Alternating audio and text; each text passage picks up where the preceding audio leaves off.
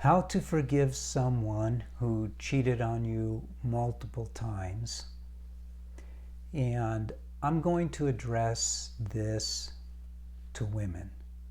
If you are a man, then please write in to our counselors. It's free service. And this will not be relevant to you. And I know that there's this big thing in the world about men and women are the same. That's nonsense. They're not the same.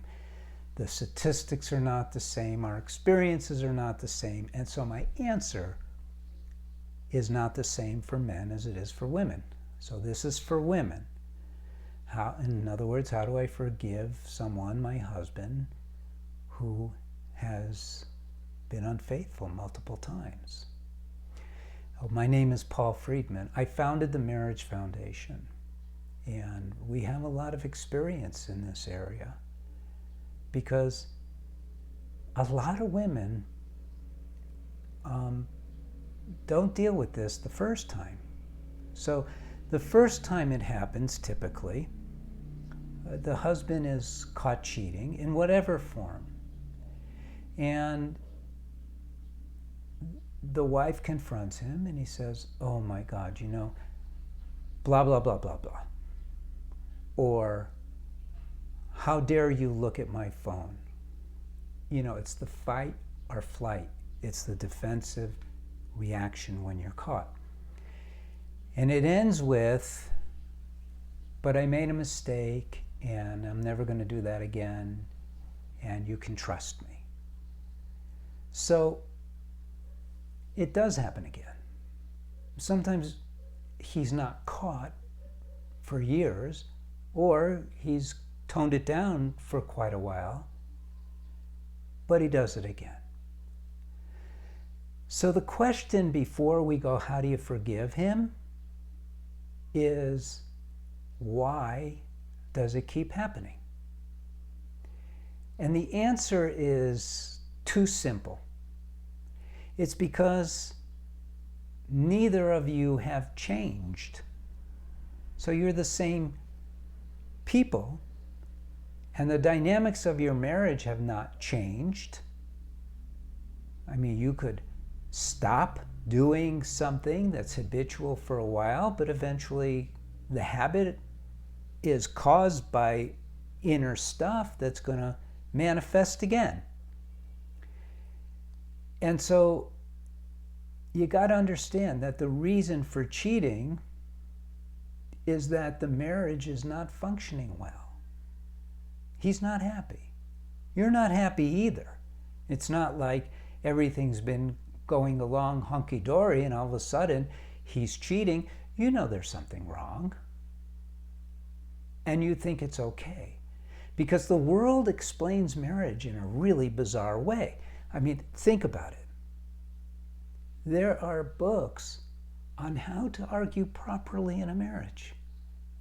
Why should you ever argue in a marriage? Why did you get married? To argue? No. You got married to be happy. Well, happy arguing is pulling you in two different directions. You cannot be happy while you're arguing. Oh, but that's just life. Maybe, but not in a marriage, not in a well-functioning marriage. You got married in order to be happy, and the primary vehicle for happiness, which is infallible, works 100% of the time, is love. So, there's not enough love in your marriage. Why not? There might be a lot of attachment. There might be a lot of, I'm used to her, I'm used to himness. But real love, it's there, don't get me wrong. But what are you doing to make it manifest? What are you doing to make it what your marriage should be, the reality of your marriage? And that's why there's cheating, because that's not happening. So the two of you haven't changed. Just because someone said, I'm not going to do it again, that doesn't mean there's any change. It just means that action isn't going to maybe not happen again for a while. So now we get to the, how do I forgive him? Because you want your marriage back. And you don't want it to be as screwed up as it currently is. You didn't get married so your husband is cheating on you. What does that mean? If he's cheating on you, he's not your husband while he's cheating on you. So it's a dismantling of this marriage that was meant to be an amazing thing. And you can't blame him. Even though what he did was wrong, he's reacting to something that's not right. Now, everyone will tell you, even the psychologists, that cheating is not a reason for divorce. Sometimes it is stated as the reason for divorce, but it doesn't happen just off the cuff, just out of the blue. It happened because you're not building your marriage.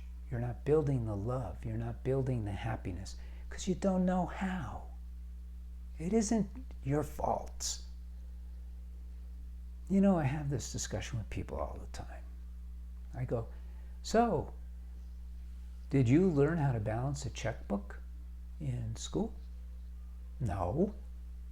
What did you learn? A lot of stuff I forgot.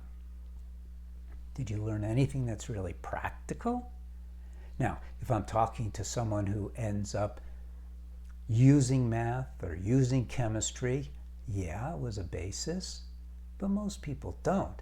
But practical day-to-day stuff you don't learn in school, including relationships, including gender differences, including biology as it pertains to how we operate in the world. In fact, there's this whole movement of don't talk about that. Men and women are the same, which is so ridiculous.